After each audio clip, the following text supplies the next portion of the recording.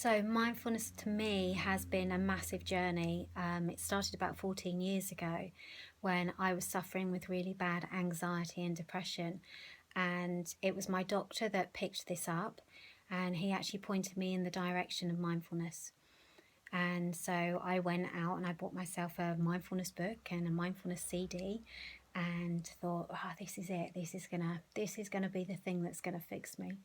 And the book, really, really good book. So much information in there. And then I sat down and I did the CD, and I remember getting more and more frustrated with the CD because it's going and just focusing on the breath. And I'm thinking, no, how's this going to help me? This isn't going to help me. And so I remember throwing the CD down and going, well, this is just rubbish. And going back to the doctor, and he said to me, no, go and find somebody who can help you with mindfulness meditation. And so I did. And I mean, to say it saved me is an understatement. I mean, I get very passionate about mindfulness because for me, it really did save me. You know, it saved me from my overthinking mind.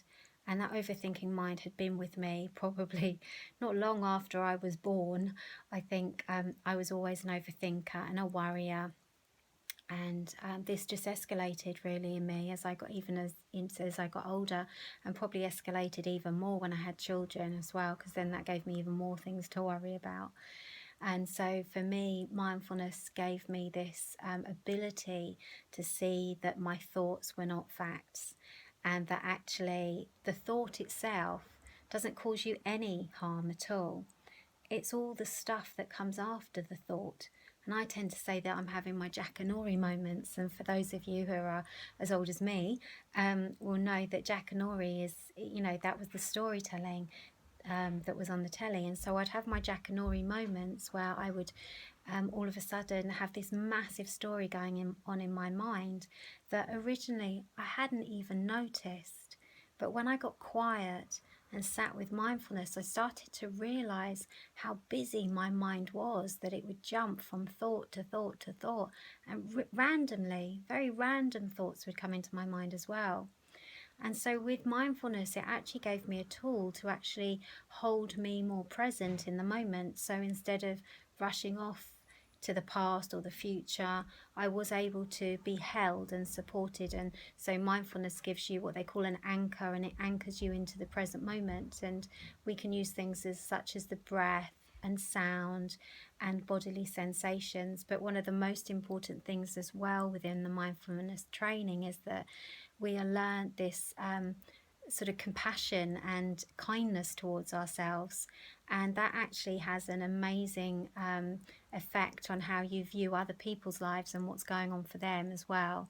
So although the main three practices are not necessarily about kindness, there is an element of kindness to them because we're having to be kind to ourselves, which means that in actually, if we start to learn to be kinder to ourselves, then we can actually be kinder to others as well. So 14 years ago was when I started with my meditation, and I was very excited about it. And so I started to do more training. I did various different diplomas in mindfulness, and then I got in touch with the Mindfulness Association as I wanted to come under an umbrella of a standard, I suppose. And I started training with the Mindfulness Association. So I learned to do my mindfulness teacher training and my readiness to teach the mindfulness-based living course as well. And for me, that deepened my practice even more. And the most important thing about anybody, if they're looking to go and learn mindfulness, is to make sure that you have a mindfulness teacher who has a very, very strong practice, because that's where we're teaching from. We were told to practice, and you know, that was going to be the basis for how we taught. And I couldn't really see how that was going to work, first of all. But actually, it's so true, because how on earth can we even begin to unravel the multitude of things that goes on in people's minds if we haven't actually sat with our own minds, first of all? So within the practice, we're basically paying attention to, say, the breath. And we are there staying with the breath wherever we feel it the most in our bodies. And every time the mind goes wandering, which the mind will do, and it will do a lot, we bring ourselves back. And this is actually part of the training, and it is a really crucial part. You know, you go to the gym and you train the muscles in the body, or you sit in mindfulness and you train the mind muscle. And as you train that mind muscle, it gets stronger. So every time the mind wanders and you bring it back, I tend to say that equates to one mental sit up. So never see that wandering mind as a bad thing. That's actually challenging you, and it's giving you the chance to notice where it is, the mind is, and bringing yourself back. So then that strengthens your connection into the mind.